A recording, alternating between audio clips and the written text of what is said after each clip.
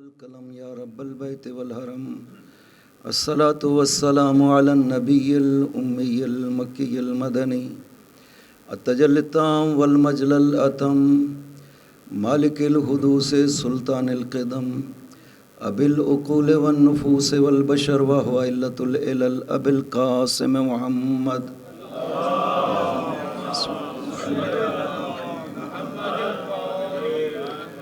وعلى ابن عمه ووارث علمه وخليفته سيد الأولياء والوصيين أمير المؤمنين وعلى السيدة المعصومة الجليلة التي هي جوهرة القدس من الكنز الخفي بدت فابدت آليات الأحرف أم أئمة الغر بل أم أبيها سيما بقية الله الأعظم في الأرضين روحی لہ الفدا وارواح العالمین ولعنۃ اللہ علی اعدائہم اجمعین اما بعد بسم اللہ الرحمن الرحیم قل لا اسألکم علیہ اجرا الا المودۃ فی القربى ومن یقترف حسنۃ نزد لہ فیہا حسنا ان اللہ غفور شکور صلوات بر محمد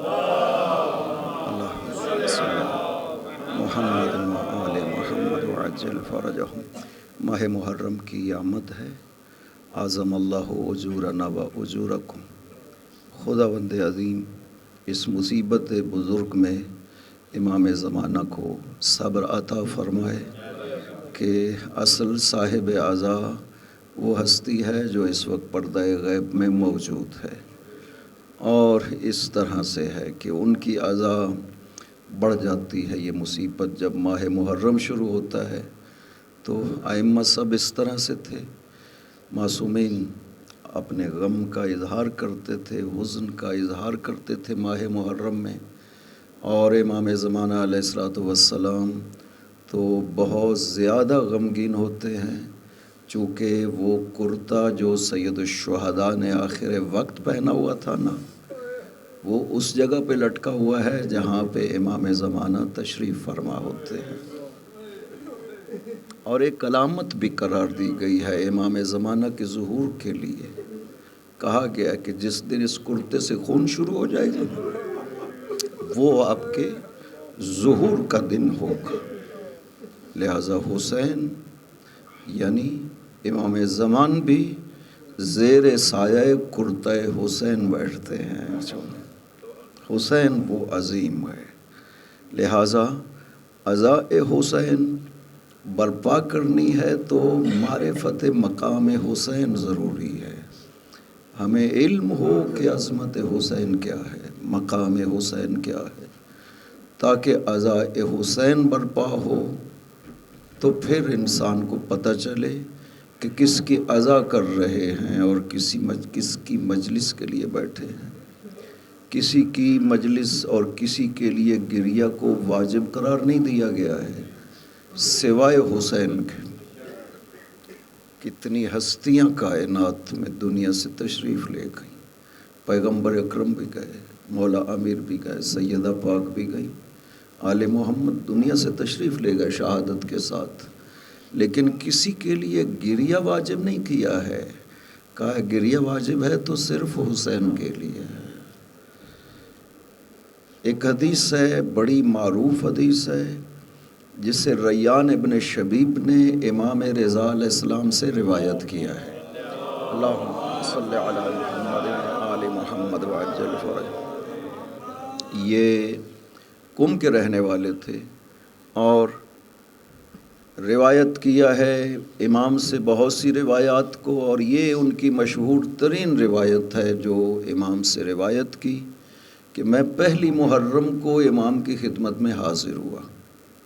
امام نے مجھ سے ایک سوال کیا، انت صائم فی ھذا الیوم، کیا آج کے دن میں تم روزے سے ہو؟ میں نے عرض کیا نہیں ابن رسول اللہ، میں روزے سے نہیں ہوں۔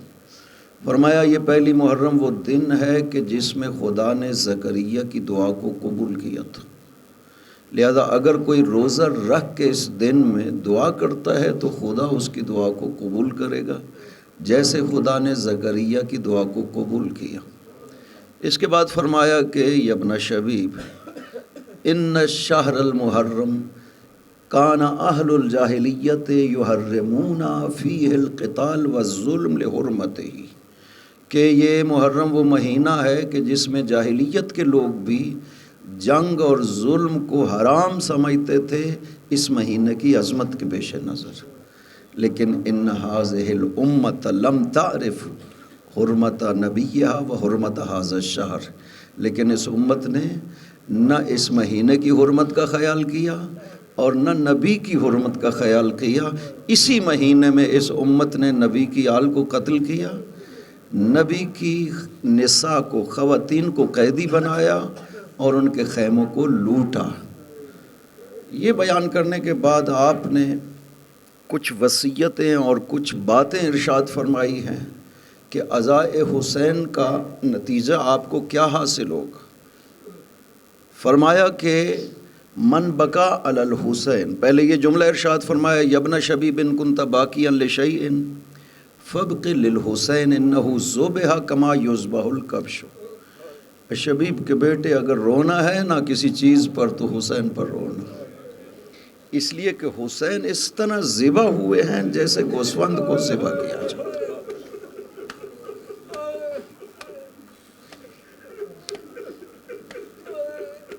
یہ معصوم جب فرما رہے ہوں گے تو بتائیں نا معصوم کی کیا حالت ہوگی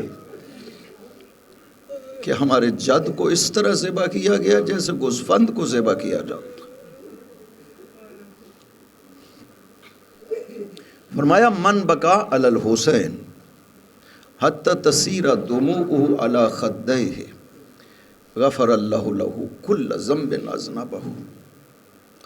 اگر کوئی حسین پر روتا ہے خدا اس کے سارے گناہوں کو معاف کر دیتا، چھوٹے گناہ ہوں یا بڑے گناہ ہوں، زیادہ ہوں یا کم ہوں، خدا معاف کر دیتا ہے حسین پہ رونے والے کا.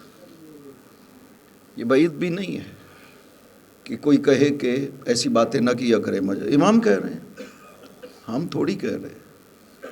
اگر آپ استغفار پڑھتے ہیں تو خدا گناہوں کو معاف کرتا ہے. خود اس نے کہا تم استغفار پڑھو میں گناہوں کو معاف کر دیتا ہوں.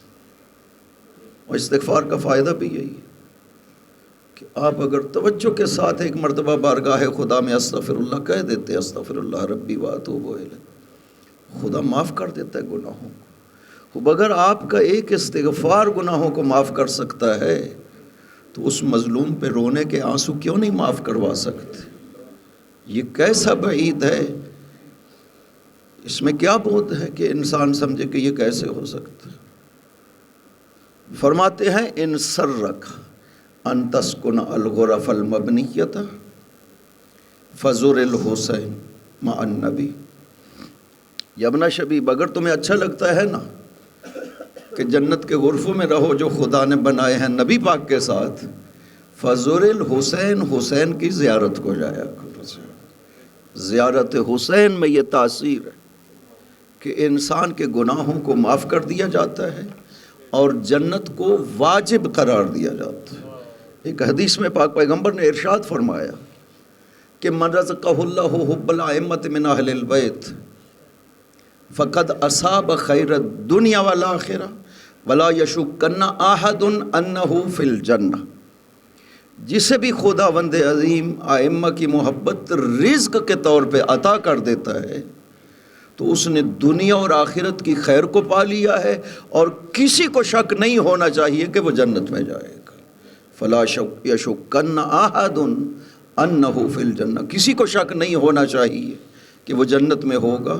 لہٰذا اگر تم چاہتے ہو کہ ان غرفوں میں رہو نبی پاک کے ساتھ جو جنت میں خدا نے بنائے ہیں، فزور الحسین، حسین کی زیارت کو جاؤ. ہر امام کی یہ خواہش ہے کہ وہ زیارت حسین کو جائے. یعنی زیارت حسین تو وہ منصب ہے کہ جس کے لیے نبی انتظار کرتے ہیں. جنت میں خداوند عظیم سے دعا کرتے ہیں نبی کہ ان کو اجازت دی جائے کہ وہ زیارت حسین کو جا سکے. ابو حمزہ صومالی کا نواسہ بیان کرتا ہے، حسین نام ہے، کہ میں سخت دور تھا، زیارت قبر حسین کے لیے جانا چاہتا تھا. رات کو چھپ کر کے گیا، فرات سے غسل کیا اور جب گیا نا روضہ حسین کی طرف تو اندر سے ایک آدمی نکلا اور اس نے کہا کہ نہیں ابھی نہیں جا، میں ڈر بھی گیا کہ ممکن ہے پہرا ہو، کہا ابھی نہیں جا سکتے۔ میں واپس آ گیا، فرات کے کنارے عبادت کرتا رہا اور پھر دوبارہ غسل کیا اور پھر گیا زیارت کے لیے۔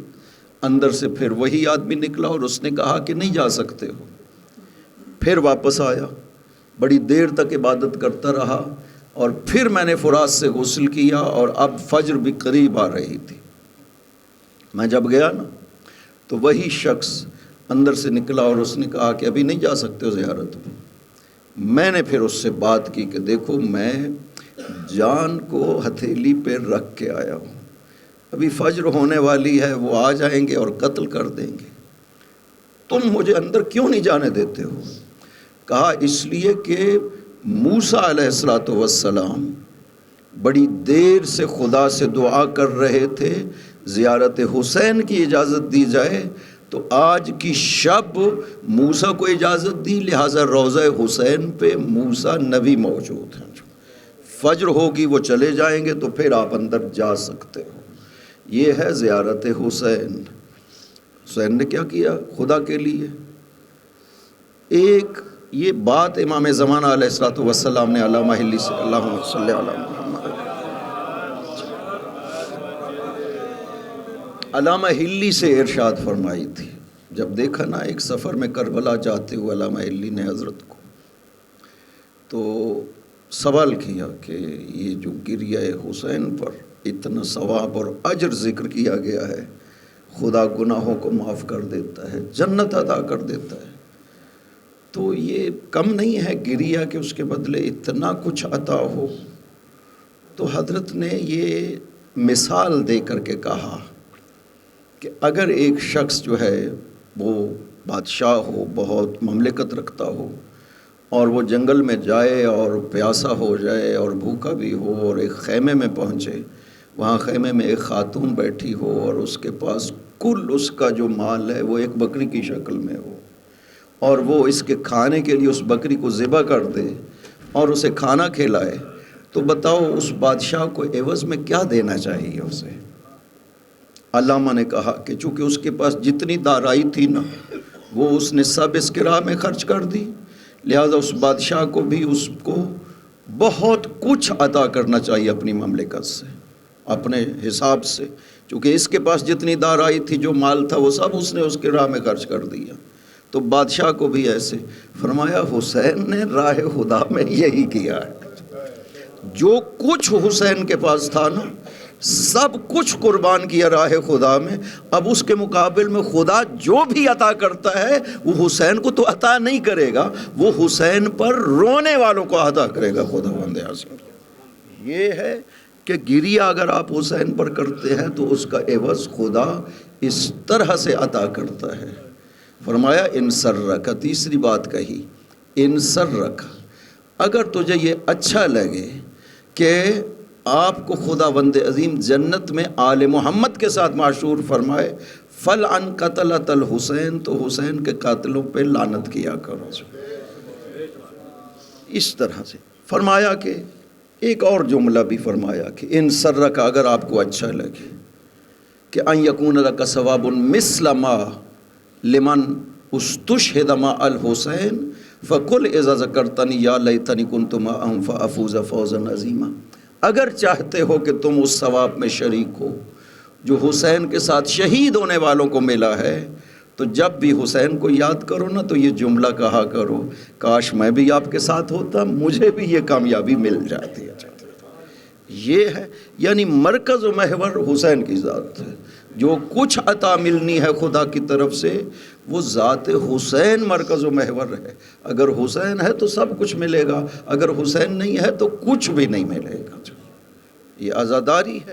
آپ ایک عزادار ہے جو صرف دل میں غم محسوس کرتا ہے، اظہار نہیں کرتا ہے اس غم کا، ایک یہ مرحلہ ہے، اس کا بھی اجر موجود ہے، کسی مجلس میں نہیں جاتا ہے لیکن دل میں اسے غم حسین محسوس ہوتا ہے، کسی مجلس میں شرکت نہیں کرتا، اس کا اجر بھی موجود ہے۔ مسیب میں ایک شیعہ ہے، مومن ہے، واقعہ بیان کیا گیا ہے، وہ مسیب سے ہر شب جمعہ کو جاتا ہے مولا امیر کی زیارت کرنے کے لیے، وہ مسیب کے پاس ہی یہ فرات اور دجلہ کا ملاپ ہے. دجلہ جو عراق کی ایک نہر ہے اس کا. جب جاتا ہے تو راستے میں ایک ناسبی کا گھر پڑتا ہے, تو اسے پتہ ہے کہ یہ شیعہ علی ہے اور جا رہا ہے زیارت علی کو. وہ ہر بار اس سے مذاق بھی کرتا ہے, مسخرہ بھی کرتا ہے, اور بعض دفعہ تو سخت جملے مولا کے حوالے سے بھی بول جاتا ہے.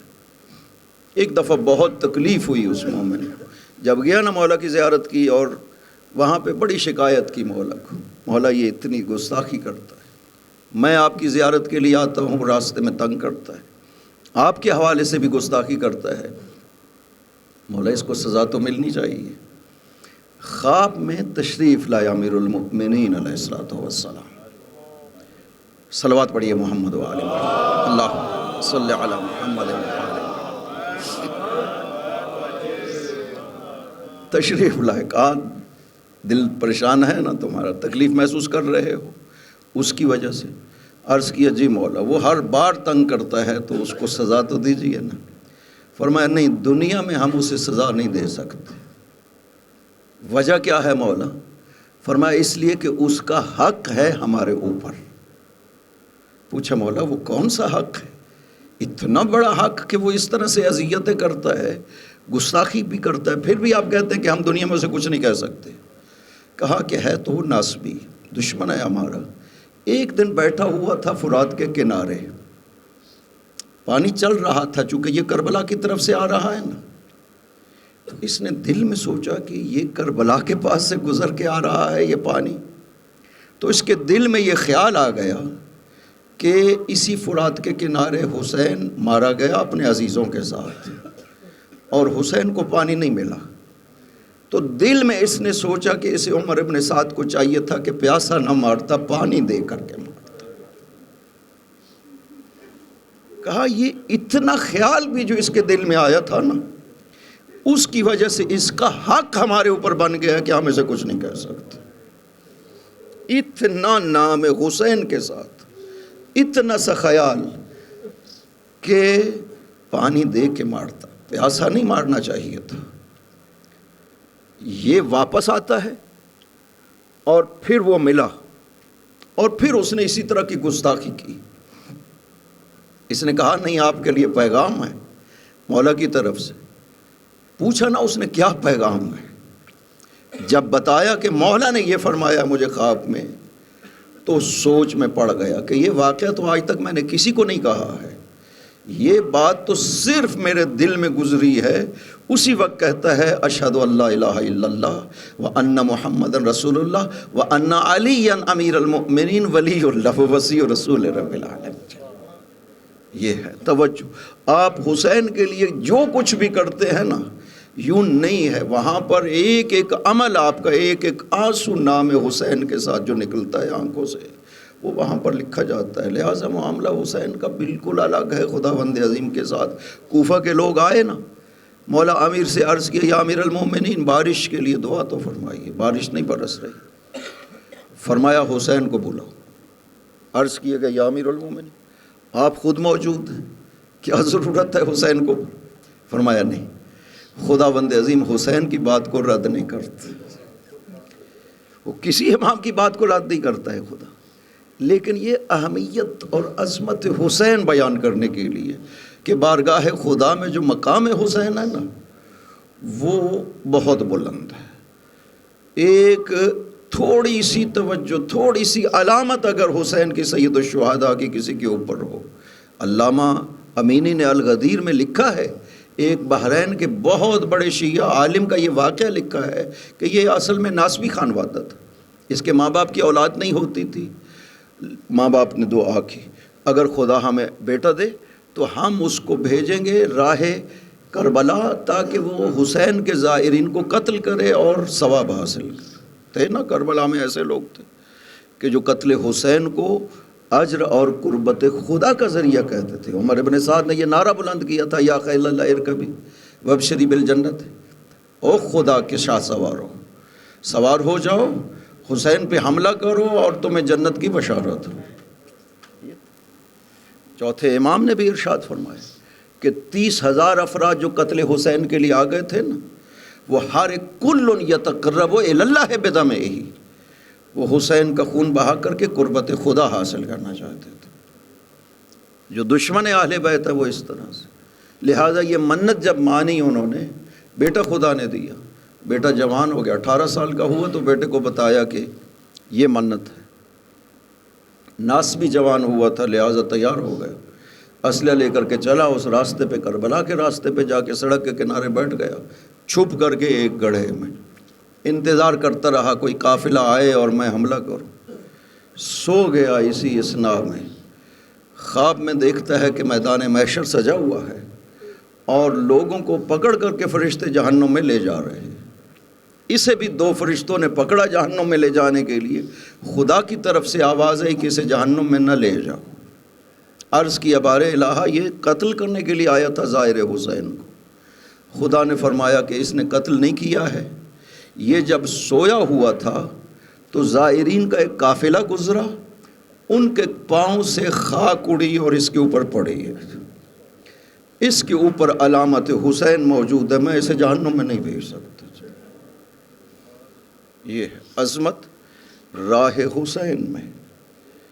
آغا بروجردی مشہور واقعہ ہے، آیت اللہ العظمیٰ بروجردی جو استاد تھے امام خمینی، کوئی ان لوگوں کے کوئی کے تو نہیں ہوں گے لیکن امام خمینی ان کے استاد آغا بروجردی خود بیان کرتے ہیں کہ جوانی میں میری آنکھیں کمزور تھی، بہت کمزور تھی، کربلا جا رہا تھا، اس وقت وہ ٹرین چلتی تھی، بصرہ سے سوار ہوئے، کہتے ہیں راستے میں یہ عرب جو پیدل آتے ہیں اور زیارت حسین کے لیے جاتے ہیں، تو ایک گروہ ان کا بھی سوار ہو گیا اس ڈبے میں جہاں میں بیٹھا ہوا تھا۔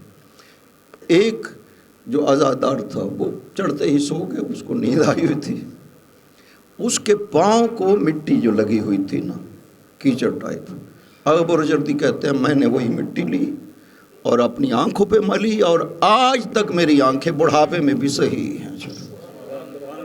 یہ اثر ہے اللہم صلی علی محمد و آل محمد و عجل فرج، یہ اثر ہے راہ حسین کا۔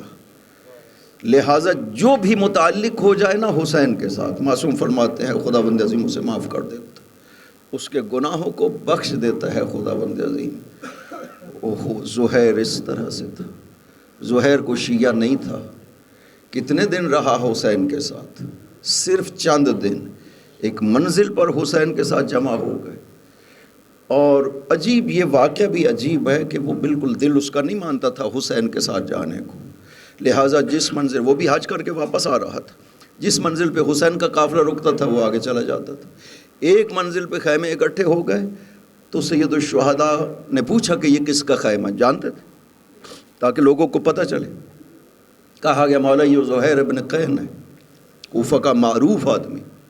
فرمایا جاؤ زہیر کو بلا کے لاؤ۔ جابر جو ہے وہ جو مؤذن تھا حضرت کا جوفی، جابر ابن مسروق جوفی، اس کو بھیجا، اور اس نے جب کا پیغام دیا نا تو وہ بیٹھے ہوئے تھے دسترخوان پر۔ کہا کہ زہیر حسین بلا رہے ہیں۔ اس نے سر جھکا لیا، نہ انکار کیا نہ اقرار کیا کہ آتا ہوں۔ وہ بیوی سن رہی تھی، اس نے کہا زہیر تمہیں کیا ہو گیا، نواسہ رسول بلا رہا ہے اور تو جاتا نہیں ہے؟ بس یہ بات اثر کر گئی اور آیا زہیر، سید الشہداء کے خیمے میں ایک لحظے کے لیے داخل ہوا۔ فدخل ساعۃ فی خیمۃ الحسین ثم خرج، ایک لحظے کے لیے خیمہ حسین میں داخل ہوا، باہر نکل کے کہتا کہ میں آج سے حسینی ہوں، میرا خیمہ اکھیڑو اور خیمہ حسین کے ساتھ لگو۔ ان چند دنوں میں کتنی عظمت ملی کہ میمنہ حسین پر، یعنی لشکر حسین کا جو دایاں حصہ ہے اس کا سالار جو ہے وہ زہیر ابن قین کو قرار دیا تھا۔ میسرہ کے اوپر حبیب ابن مظاہر اور مرکز میں حضرت عباس علمدار۔ یہ خوش قسمتی انسان کی۔ میں ایک اور واقعہ بھی ذکر کیا کرتا ہوں، منزل سالبیہ، بھئی وہاب قلبی جو ہے منزل سالبیہ پہ ان کا خیمہ نظر آیا، وہاں وہ ایک پھٹا پرانا خیمہ دیکھا، خود چلتے وہ تشریف لے گئے، دیکھا خیمے میں ایک بڑھیا بیٹھی ہے، پوچھا یہاں کیسے رہ رہی ہو؟ کہا کہ میرے ساتھ میرا بیٹا ہے اور اس کی بیوی ہے، وہ ابھی بکریاں چرانے کے لیے گئے ہوئے۔ عیسائی ہیں ہم. فرمایا کوئی ضرورت ہو یہاں پر؟ عرض کیا کہ ہاں پانی کی بہت تنگی ہے. تلوار سے ایک پتھر اٹھایا, چشمہ بہہ نکلا. جب واپس آ رہے تھے تو اس خاتون سے کہا کہ جب بیٹا واپس آئے نا تو اسے کہنا کہ مجھے اس کی مدد کی ضرورت ہے. وہ واپس آیا, واہ دیکھا کہ چشمہ جاری ہے. کہا یہ کیسے ہوا؟ کہا ایک بزرگوار تشریف لائے تھے, ان سے کہا پانی کا, تو انہوں نے یہ پتھر ہٹایا تو چشمہ نکلا. تیرے لیے جاتے ہوئے یہ پیغام دیا ہے کہ مجھے تیری مدد کی ضرورت ہے. اس نے ماں سے کہا جو اتنا بزرگوار ہے تو چلو پھر خیمہ اسی کے ساتھ لگاتے ہیں جا کر کے, ادھر کیا کریں گے. آئے دست حسین پر کلمہ پڑھا, منزل سالبیہ پر. صرف چند دن حسین کے ساتھ رہے, چونکہ عاشور کے دن اس کی شادی کو صرف 17 دن ہوئے تھے, تو اس کا مطلب ہے کہ یہ صرف چند دن حسین کے ساتھ رہے. مقام معرفت اس کی ماں کا دیکھیں نا, کہ صبح صبح عاشور کے دن کہتی تھی سب سے پہلے تم جا کر کے حسین پر قربانی دے. بیوی کہتی تھی کہ ابھی نہ جاؤں, ماں کہتی تھی اس کی بات نہ سننا ورنہ میں بخشوں گی نہیں. بیوی نے کہا اگر جانا ہے نا تو آؤ حسین کے سامنے میرے ساتھ وعدہ کرو, تم تو چلے جاؤ گے جنت میں, مجھے بھول جاؤ گے, آؤ حسین کے ساتھ میرے ساتھ وعدہ کرو سامنے حسین کے کہ مجھے جنت میں نہیں بھولو گے. آیا سید الشہداء کے سامنے, عرض کیا مولا یہ کنیز اس طرح سے کہہ رہی ہے. فرمایا ہاں اس کے ساتھ وعدہ کرو نا کہ جنت میں نہیں بھولو گے. جنت میں چلا گیا, بیوی بھی شہید ہو گئی. وہیں پر یہ عظمت ہے. صلوات پڑھیے محمد وعلى اللہ صلی علی محمد وعلى اللہ اکبر. یا رسول اللہ, یا علی, زندہ باد, مردہ باد,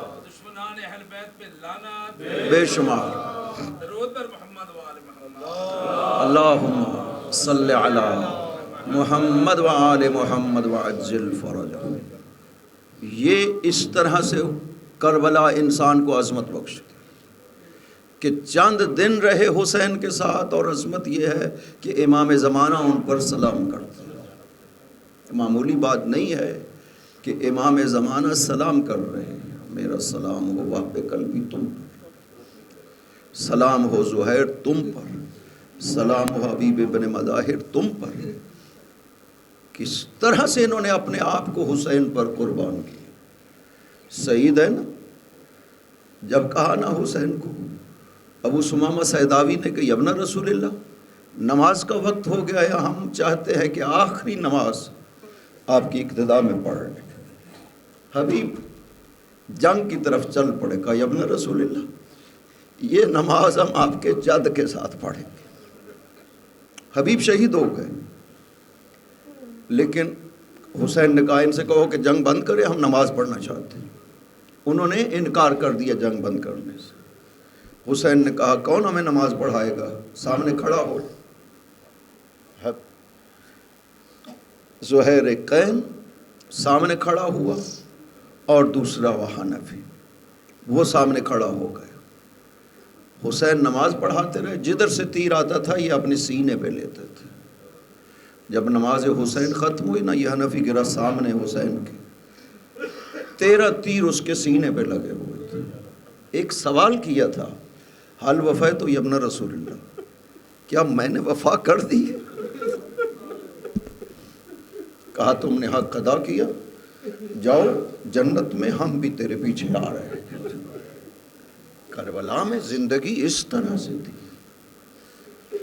اور جانتے ہو کربلا میں ایک ہستی ایسی عظیم تھی کہ جس کے لیے حسین نے بھی کہا کہ میری جان تم پر قربان ہو. یہ عباس ابن امیر المؤمنین.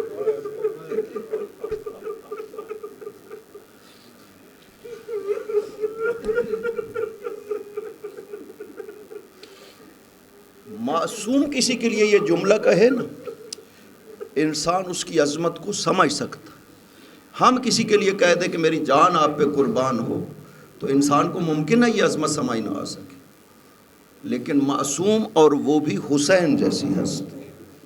ائمہ طاہرین میں جانتے ہو کہ مقام حسین بعد از امیر المؤمنین اور بعد از امام حسن مجتبی اتنا بلند ہے کہ ائمہ طاہرین زیارت حسین کو اپنے لیے فخر سمجھتے ہیں۔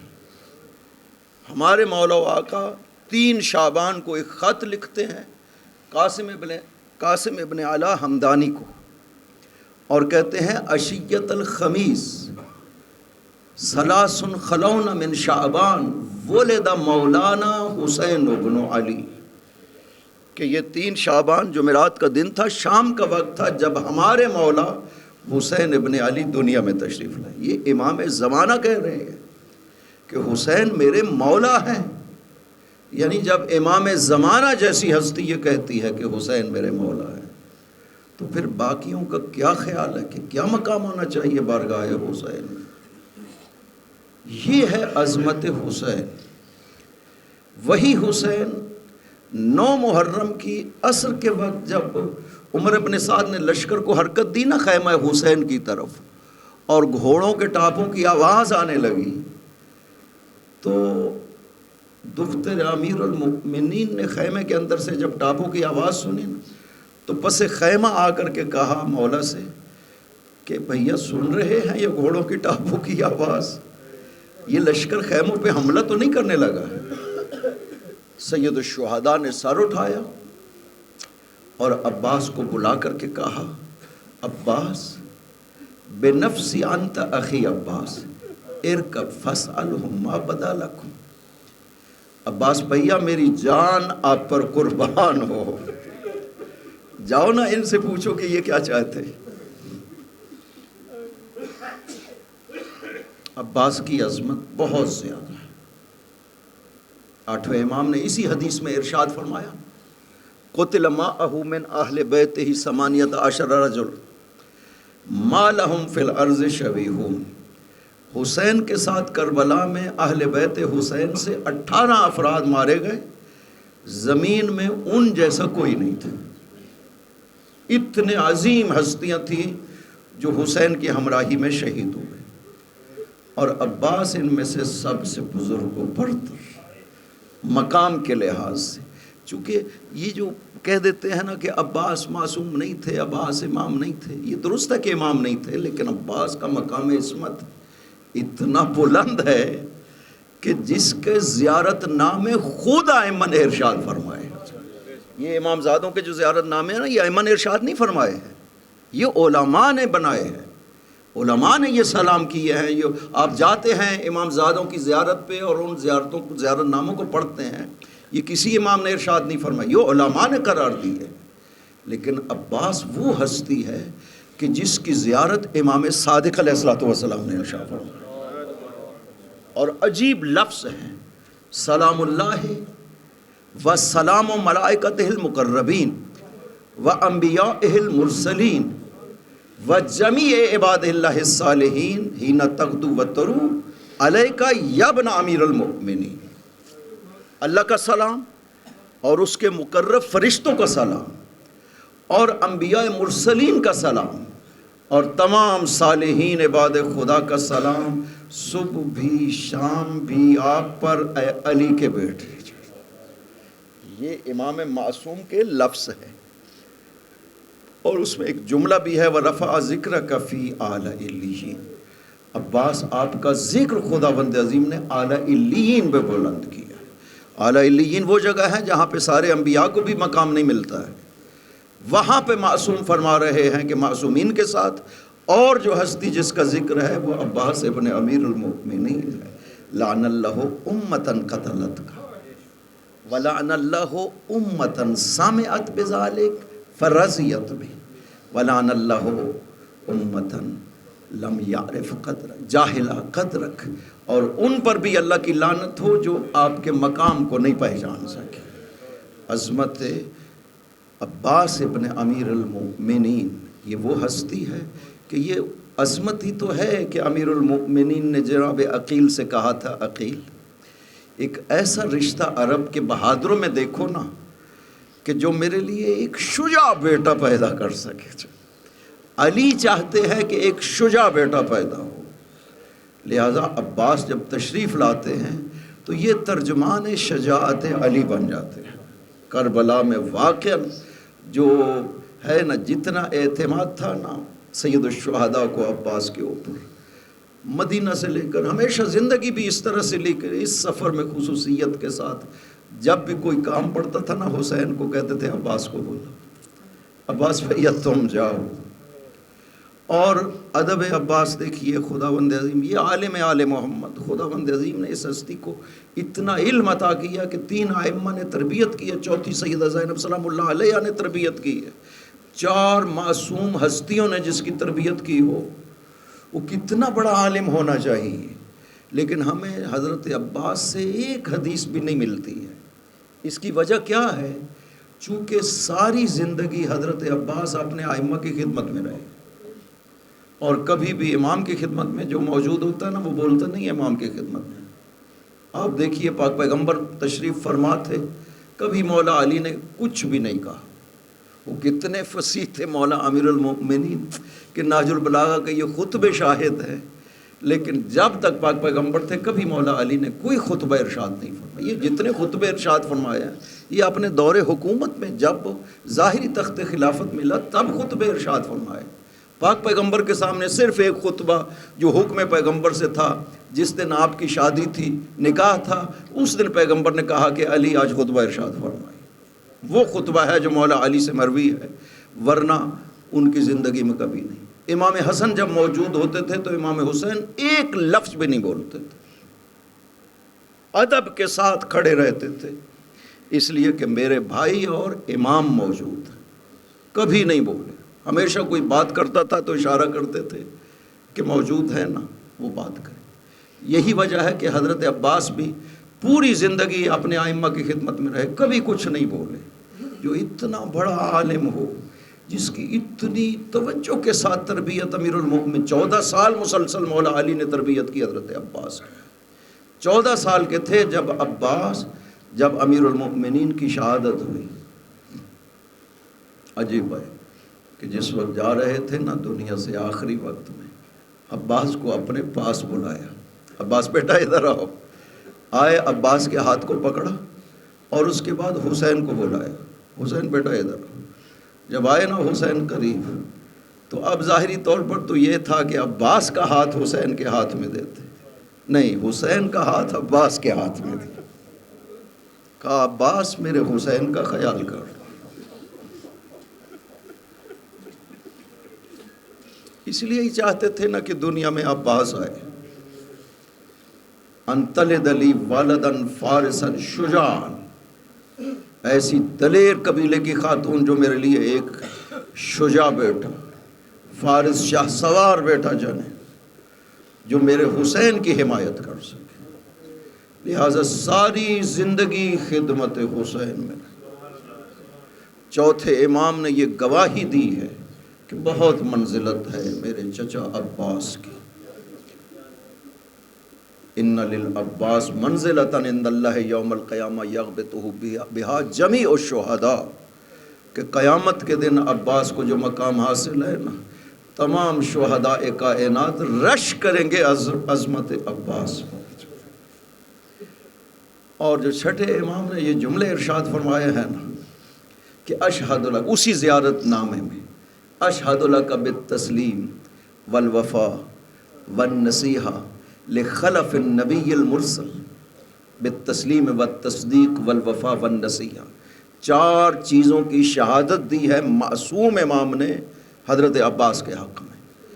میں گواہی دیتا ہوں، چھٹے امام فرما رہے ہیں، میں گواہی دیتا ہوں آپ کے لیے اے چچا عباس کہ آپ نے نبی کے نواسے حسین کے لیے تصدیق بھی کی، وفا بھی کی، اور جان بھی قربان کر دی، ہر بات میں حسین کو ترجیح دی۔ آسرا و ابلا بلا ان حسنا و فدا اخاہ بنفسہ، ہر بات میں حسین کو ترجیح دی اور اتنا جہاد کیا کہ اپنی جان حسین پر قربان کر دی. یہ شہادت ہے ایک معصوم ہے. یہ ہر ایک مقام ہے. یہ جو 4 چیزوں کی شہادت دے رہے ہیں نا معصوم، یہ ہر ایک مقام ہے جو حضرت عباس کے لیے کہہ رہے ہیں. معصوم امام زیارت پڑھ رہے ہیں حضرت عباس کی، اور اس میں کہہ رہے ہیں میں شہادت دیتا ہوں. تصدیق، آپ کو مقام تصدیق حاصل ہے، آپ کو مقام رضا حاصل ہے. آپ نے وفا کی انتہا کر دی، آپ نے نصیحت کی یعنی ایثار و قربانی کی انتہا کر دی. اور اسی طرح کی شہادت زیارت ناہیہ میں امام زمانہ نے بھی دی. اور ایک جملے میں چھٹے امام فرماتے ہیں کہ کانا عمی العباس نافذ البصیرت سلب الایمان.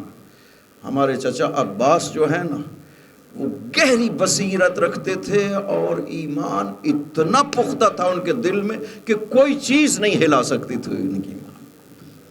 واقعاً ایک ایک جملہ معصوم امام کا عباس کی شان میں یہ عظمت حضرت عباس کو بیان کرتا ہے. اب کوئی کیسے تصور کر سکتا ہے کہ عباس جیسی ہستی معصوم نہ ہو. میں عرض کیا کرتا ہوں کہ عباس امام نہیں بن سکتے چونکہ 2 شرطیں ہیں امامت کی جو حضرت عباس میں نہیں تھی. ایک یہ ہے کہ صرف ذریت سیدہ ہونا چاہیے. امام جو ہے وہ بی بی پاک کی اولاد سے بن سکتا ہے، غیر ذریت سیدہ سے امام نہیں بن سکتا. دوسری بات یہ ہے کہ 2 بھائی امام نہیں بن سکتے، اور صرف ذریت سیدہ پاک یہ جو بلا واسطہ اولاد ہے نا، یہ سیدہ کی عظمت ہے کہ 2 بھائی امام بنے ہیں، ورنہ یہ قانون خدا نہیں ہے کہ 2 بھائی امام بنے. یہ بالکل صرف اور صرف عظمت سیدہ پاک کے پیش نظر خدا نے 2 بیٹے دیے، دونوں کو امام بنایا. اگر 2 بھائی امام بن سکتے نا تو حضرت علی اکبر تھے نا. کتنا مقام ہے حضرت علی اکبر کا کہ سید الشہداء نے جب رخصت کیا تھا علی اکبر کو تو یہ آیت پڑھی تھی ان اللہ اصطفیٰ آدم و نوحا و آل ابراہیم و آل عمران علی العالمین ذریۃ بعضها من بعض. بارلا یہ جو جا رہے ہیں یہ تیرے نبی کے بہت مشابہ تھے. ہم جب تیرے نبی کی زیارت کرنا چاہتے تھے تو علی اکبر کو دیکھا کرتے تھے. کیا کمی ہے عصمت کے مقام کے لیے. امام نہیں بن سکتے تھے چونکہ ایک بھائی امام تھا، لہذا حضرت عباس امام نہیں بن سکے، لیکن جو مقام عصمت ہے وہ حضرت عباس کو حاصل تھا. اور ساری زندگی اپنے ائمہ کی خدمت میں کوئی مقصد لگتا ہے ظاہری طور پر، اپنی ذات تو حضرت عباس کی تھی ہی نہیں. جو کچھ تھا صرف اور صرف اپنے ائمہ کی خدمت میں حاضر رہتے تھے.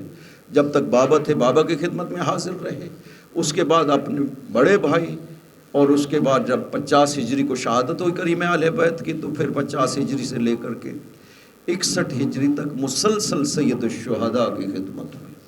اور اس سفر کربلا میں تو عباس نے وفا کی انتہا کر دی. جب بھی حسین کو کوئی کام پڑا نا راستے میں، پورے راستے میں کہاں عباس کو بولا. جانتے ہو ایک جگہ پہ پیغمبر بہت روئے جب حمزہ شہید ہوئے تھے. کہا جاتا ہے نا کہ گریہ نہ کیا کریں کسی پر. آؤ دیکھو پیغمبر حضرت حمزہ کے لیے نہ صرف خود گریہ کر رہے ہیں بلکہ دوسروں سے کہہ رہے ہیں آؤ حمزہ پہ رو. خود پیغمبر کے لیے ہے کہ قد شاہ کا رسول اللہ. چیخے مار کر کے روتے تھے پیغمبر. اس سے پہلے کسی نے پیغمبر کو بلند آواز سے روتے ہوئے نہیں دیکھا تھا. حمزہ کی شہادت پر اور جب بنی عبد الاشل کی عورتوں کو دیکھا نا وہ اپنے شہیدوں پہ رو رہی ہیں تو پیغمبر نے ایک جملہ کہا تھا ولیکن حمزہ لا بواکی لہ. حمزہ پہ رونے والا ہی کوئی نہیں، یہ سب اپنے اپنے شہیدوں پہ رو رہے ہیں. جب ان کے مردوں نے جا کر بتایا نا ان عورتوں کو کہ پیغمبر یہ جملہ فرما رہے ہیں تو پھر سب نے اپنے شہیدوں کو چھوڑا اور سب آ کر کے حمزہ پہ روئی. پیغمبر حسین پر بھی روتے تھے بلکہ بہت روتے تھے. یہ آخری سال جو تھا نا تو پیغمبر مسلسل جب بھی حسین کو دیکھتے تھے رو پڑتے تھے. علی سے کہتے تھے یا علی خذ الحسین، جب آتے تھے نا حسین، پیغمبر کہتے تھے علی حسین کو پکڑو نا، جب علی پکڑتے تھے تو پیغمبر بوسے لینا شروع کرتے تھے حسین کے ایک ایک جگہ کے۔ ایک دن سوال کیا لیما تقبلنی یا ابا، بابا آپ اتنے بوسے کیوں لیتے ہیں؟ فرمایا اقبل مواضع السیوف، حسین بیٹا میں تلواروں کی جگہ کو چومتا ہوں۔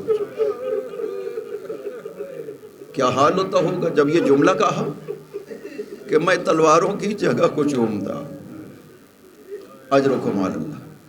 کربلا میں حسین بھی بعض جگہوں پہ بہت روئے ہیں۔ کہا گیا ہے کہ اس سے پہلے حسین کو بلند آواز سے کسی نے روتے ہوئے نہیں سنا تھا، لیکن ایک مرتبہ جب علی اکبر نے آواز دی تھی نا حسین، تب روئے تھے۔ 7 مرتبہ کہا تھا ابن علی، او میرا بیٹا علی اکبر، 7 مرتبہ یہ جملہ کہا۔ جب گئے نا لاش علی اکبر پہ، اپنے آپ کو گرا دی علی اکبر پہ، کہا اللہ دنیا بعد کلفا، علی اکبر تیرے بعد زندہ رہنے کو دل نہیں کرتا ہے۔ ایک حسین بہت روئے جب علی اصغر کو تیر لگا تھا۔ یہ گریہ حسین اتنا شدید تھا کہ خود برداشت نہ کر سکے، زمین کربلا پر بیٹھ کر خدا سے کہا تھا خدا بندہ یہ میرا علی اصغر ہے جسے پیاسا مارا گیا۔ خدا نے جواب میں کہا تھا حسین میں نے علی اصغر کی پیاس کا بندوبست کر دیا۔ ایک حسین بہت روئے جب عباس نے آواز دی تھی۔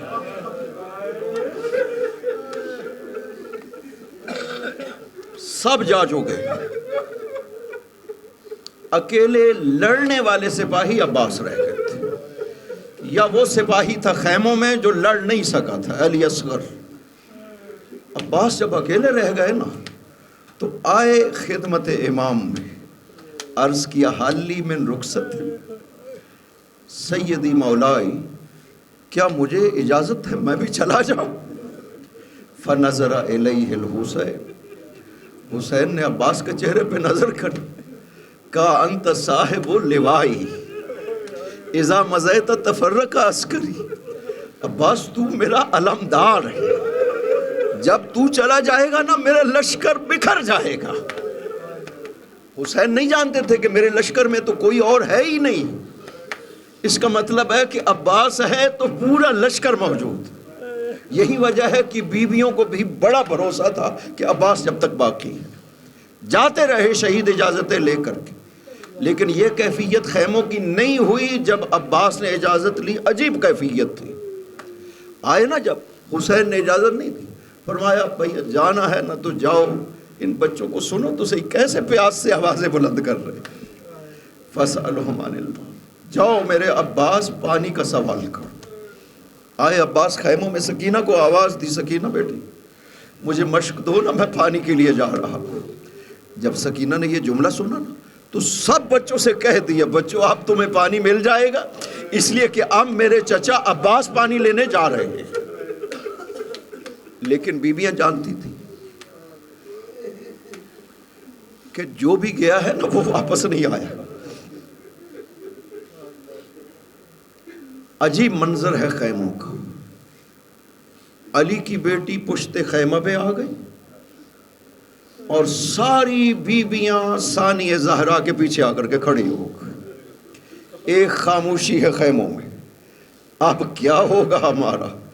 عباس بھی جا رہے ہیں۔ آئے حسین کو آخری سلام کیا، گئے عباس نے جنگ لڑی۔ علی کے شیر، عاشور کے دن صرف 2 ہستیاں ہیں جو فرات پہ پہنچی اور دونوں علی کے بیٹے تھے، ایک حسین پہنچے اور ایک عباس پہنچے، اور دونوں پتہ نہیں کتنے دن سے پیاسے تھے۔ اس لیے نا کہ پانی کہتے ہیں نا 7 کو بند ہوا، نہیں پانی 4 کو بند ہوا تھا۔ جب 4 محرم کو فوجیں آ گئی نا تو ابن زیاد نے کہا تھا کہ بند کر دو فرات کے کنارے، کہیں سے کہیں حسین کو پانی نہیں پہنچنا چاہیے، لہٰذا 4 محرم کو آ کر کے فوجیں کھڑی ہو گئی تھی فرات کے اوپر۔ ہاں خیموں میں جو پانی تھا نا وہ تھوڑا تھوڑا 7 محرم تک چلتا رہا، لہذا یہی وجہ ہے کہ حسین اور عباس اور ثانی زہرا نے 4 محرم سے پانی پینا بند کر دیا تھا کہ بچے پیاسے نہ رہے، جب تک چل سکے یہ بچے پانی پیتے رہے۔ 7 محرم کو خیمہ حسین میں پانی بالکل ختم ہو گیا تھا، پتہ نہیں یہ علی کا لال کتنے دن سے پیاسا تھا، لیکن جنگ کی نا، جدھر حملہ کرتے تھے فوجیں آگے سے بھاگتی تھیں اور خالی ہو جاتا تھا، لہٰذا شریعہ فرات کو عباس نے خالی کر لیا جنگ کرتے ہوئے، اور بڑے اطمینان کے ساتھ گھوڑا دریا میں ڈالا عباس نے، مشکیزے کو بھرا کندھے پہ لٹکایا اور ہاتھ میں پانی لے کر کے اپنے آپ کو ایک خطاب کیا۔ بعض نے یہ لکھا ہے کہ عباس پانی پینا چاہتے تھے، فذکر عطش الحسین، حسین کی پیاس یاد آ گئی، نہیں، پانی لے کر کے عباس اپنے آپ کو خطاب کرتے ہیں کہ عباس تو کیسے پانی پی سکتا ہے جب کہ تیرا حسین مولا پیاسا بیٹھا ہوا ہے۔ یہ کہہ کر کے عباس نے پانی ہاتھ سے گرا دیا۔ جیسے پیاسا داخل ہوا تھا نا علی کا لال، ویسے ہی پیاسا باہر نکلا۔ عمر ابن سعد نے جب یہ منظر دیکھا اعلان کر دیا کہ سپاہیوں یہ پانی خیموں تک نہ پہنچنے دینا ورنہ تم حسین پہ کامیابی نہ پا سکو گے۔ اب چاروں طرف سے گھیر لیا، قریب کوئی بھی نہیں آ سکتا تھا، تیر مارنا شروع کر دیا عباس کو۔ عباس ایک لعین نے چھپ کر کے وار کیا، عباس کا دایاں بازو قلم ہوا، دوسرے لعین نے چھپ کر کے وار کیا، بایاں بازو قلم ہوا۔ عباس رجز کو تبدیل کر رہے ہیں، تم نے میرا دایاں بازو قلم کر دیا، میں اپنے دین کا دفاع بائیں بازو سے کرتا رہوں گا۔ بایاں بازو قلم ہو گیا۔ عباس کی کوشش ہے کہ یہ مشق کو تیر نہ لگنے پائے۔ عباس نے اپنے آپ کو مشق پہ جھکا لیا، ایک تیر آیا جو مشق میں لگا اور پانی بہہ گیا۔ فسارا متحیرن، عباس کبھی خیموں کی طرف دیکھتے ہیں، کبھی دریا کی طرف دیکھتے ہیں، کبھی سوچتے ہیں میں خیموں کی طرف چلا جاؤں، کبھی کہتے ہیں کہ پانی تو نہیں ملا ہے، لہذا عباس نے گھوڑا موڑا اور فرات کی طرف چلے۔ ایک لعین نے سر عباس آ کر کے تیر مارا جو عباس کی دائیں آنکھ میں لگا، ایک لعین نے سر عباس پہ گرز مارا، عباس زین سے زمین پر آئے۔ حسین کو آواز دی، اخی ادرک اخاکا، بھیا آئیے نا اپنے بھائی کی مدد کو۔ یہ پہلا موقع تھا جب عباس نے حسین کو بھائی کہا۔ یہ 22 سال چھوٹے تھے عباس حسین سے، ساری زندگی حسین چاہتے رہے کہ یہ بھائی کہے، نہیں کہا۔ بھائی تب کہا جب زین سے زمین پر آئے، اخی ادرک اخاکا، بھیا آئیے نا اپنے بھائی کی مدد کو۔ حسین نے اٹھے کھڑے ہوئے اور یہ جملہ کہا، الان انکسر ظہری، عباس میری کمر ٹوٹ گئی اور قلت حیلتی، عباس میں اکیلا رہ گیا۔ عباس چل، حسین چلے۔ ایک مرتبہ لوگوں نے دیکھا کہ حسین زمین پر بیٹھے ہیں، کوئی چیز اٹھائی ہے اور بوسے دے رہے ہیں۔ دیکھا عباس کے بازوؤں کو اٹھایا ہوا ہے اور بوسے دیتے ہیں۔ بلند آواز سے گریہ کر کے کہا، لوگوں میرا بھائی مارا گیا۔ آئے حسین وہاں جہاں پر عباس زمین پر تشریف فرما تھے، سر عباس کو اپنی گود میں لیا۔ عباس نے عرض کیا، مولا میں آپ کو تکلیف نہ دیتا لیکن میرے بازو کٹے ہوئے ہیں، ایک آنکھ میں تیر ہے اور ایک آنکھ میں خون ہے، مولا یہ خون تو صاف کریے، میں آخری وقت میں آپ کی زیارت کرنا چاہتا ہوں۔ حسین نے جب خون صاف کیا، عباس کی جب نظر چہرے حسین پر پڑی نا تو عباس نے رونا شروع کیا۔ پوچھا عباس بھیا روتے کیوں ہو؟ کہا میں روتا ہوں کہ اب غلام یہ دنیا سے جا رہا ہے تو میرا سر آپ کی گود میں ہے، مولا تھوڑی دیر گزرے گی جب آپ کا سر کٹے گا کوئی گود میں لینے والا نہیں ہو۔ وَسَيَعْلَمُ الَّذِينَ ظَلَمُوا